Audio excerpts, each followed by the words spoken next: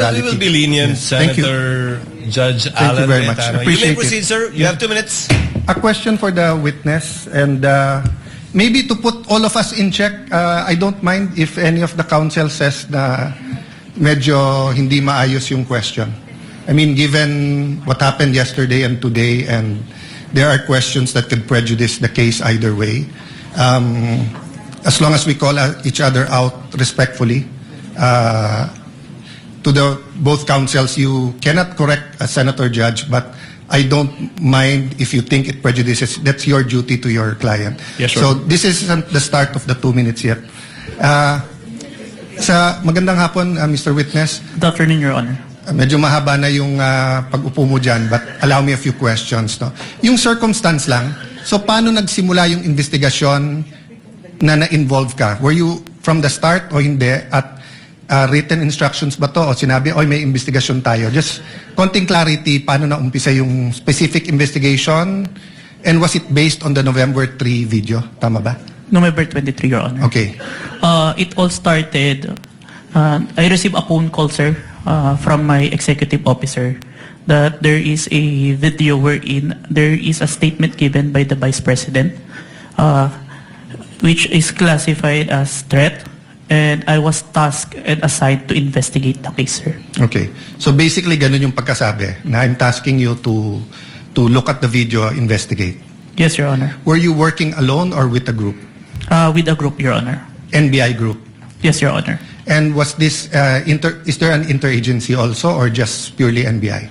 I don't have personal knowledge. Maybe our chief, sir, has the Okay. knowledge on that, sir. Yes. No, that's all I asked for naman, yung personal knowledge. Yes, Your Honor. So, pakiulit mo yung sinabing, how exactly sinabi sa'yo na, tignan mo yung video, imbestigahan mo, or may statement? So, to be specific, sir, as far as I remember, may statement si Vice President regarding the November 23 press conference na kung saan may pagbabanta na naganap, Okay. pakiimbestigahan. pakiimbestigahan. So, ganun ka-general. May Yes po. pagbabantang naganap, pakiimbestigahan. Yes po. And you proceeded by watching the video. Yes, Your Honor. And when you watched the video, you got to the part na may pagbabanta. No, Your Honor, I first don't know which part of that. So you watched the whole video, of course. First, the clippings, Your Honor. Okay. Then, I look for the whole video, Your Honor. Then you watched the whole video. Yes, Your Honor. And thank you for your honesty. So after the clipping, tapos the whole video, what did you do next? You reported or you made your recommendations? I don't understand the process lang kasi. Upon identifying the whole video, I informed my executive officer that I identified the video, Your Honor. And then yung sinabi mo yesterday, then you started looking for patterns. That's why you looked at yung dating mga video ni Vice President. Yes, Your Honor. So you started investigating the threat against the President, the First Lady, and the former Speaker of the House. Yes, Your Honor. Did you investigate the threat against the Vice President? We tried, Your Honor. How did you try? It is included in our letter to the Vice President, Your Honor. That's why we're inviting her to proceed to our office to investigate the threats to her life, Your Honor. How about the vlogger who asked her about Oplan or whatever they call that Romanov? Did you invite them? Yes, Your Honor. And did they testify? The Princess Maui did not appear, Your Honor. Did not appear. Did you also look for previous videos that are threatening to the Vice President? We look on the Romanov part, Your Honor. Okay. But we identify a different person who first mentioned the Romanov, Your Honor. Did you coordinate with the PSG? I have no personal knowledge, Your Honor. You yourself? Yes, Your Honor. Maybe our chief, Your Honor. Yeah. But you are aware that the primary responsibility of protecting both the President and the Vice President is the PSG?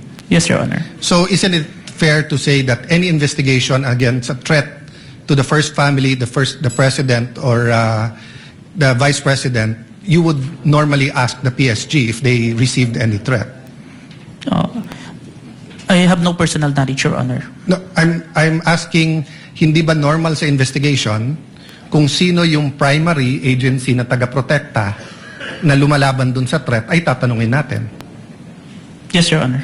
So bakit hindi tinanong ng NBI ang PSG? Or in your case, why didn't you ask the PSG?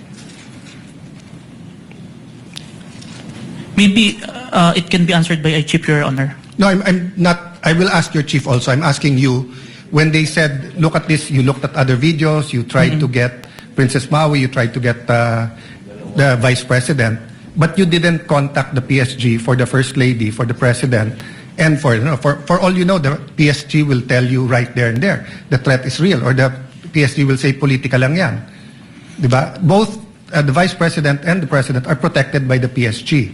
So why wasn't, so nakalimutan lang or wala sa procedure nyo, or... Your Honor, there is already a statement from the National Security Council, Your Honor, that it is an active threat, Your Honor. That's why we start investigation. Yes, and the primary group that will know if it's an active threat is the PSG. So if this was the United States, it will be the Secret Service.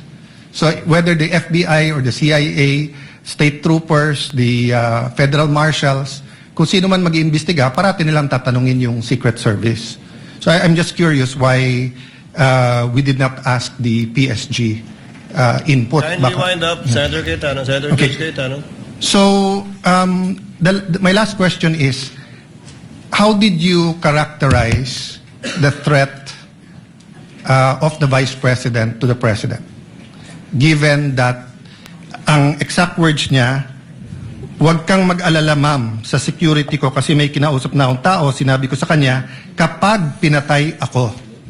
So that'll be fair to you and not vague, no? Did that phrase, kapag pinatay ako, have any bearing in your investigation? Yes, Your Honor. And what was that bearing or thoughts in your mind? First of all po, dun sa statement, may nakausap na po. It already took place before pa yung mangyari yung meeting. And nung Excuse condition... me, I'm not talking about yung may kinausap Apo. na para pumatay. Ang sinasabi ko yung sinabi niya na pag pinatay ako. Yes, Your Honor. How did that affect your investigation? There is a condition na kapag pinatay siya. But as we can see, it's only applicable if there is only two parties. The statement make a loophole wherein a third party can use that na kapag namatay si BP, ma-execute ngayon yung statement ni BP na may nakausap na siya without the participation of the one mentioned, the President, the First Lady, and the Speaker of the House, Your Honor. That's fair. But what I'm saying is that in your reports, did you characterize it as a conditional threat? Kasi kung hindi naman siya pinatay, the logical implication is that there's no threat against the... So I'm not saying it's not illegal, immoral to contract a killer.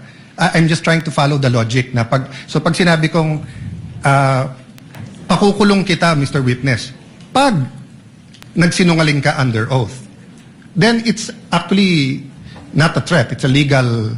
I'm just telling you the law, di ba? Pero pag sinabi kong pag hindi ka sumunod sa akin, ano yung kita. So, that's my last question lang.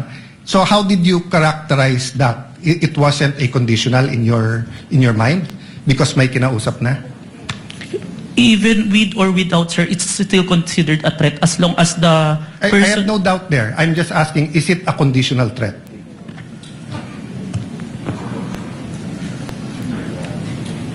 Based on our affidavit, sir, I believe it's conditional, which... Based in your affidavit? Affidavit. But your initial assessment, yung personal mo as an investigator, this is an investigation of the whole NBI, but yung personal mo. The threat is absolute, sir. Okay. Thank you, Mr. President. Thank you. Thank you, Senator Judge Cayetano. Yeah. We now proceed. Senator Judge Padilla is recognized. Maraming salamat po. Thereafter, Senator Judge Zubiri. Maraming salamat Senator po. Judge Padilla, you have 2 minutes. Opo. Nais ko lamang po magtanong sa ating saksi. Ginoong saksi, kanina po kasi habang nagkakaroon ng pagdinig, ako po'y laging iistorbo dahil tuwing may itatanong, mag-u-object, medyo magulo po eh.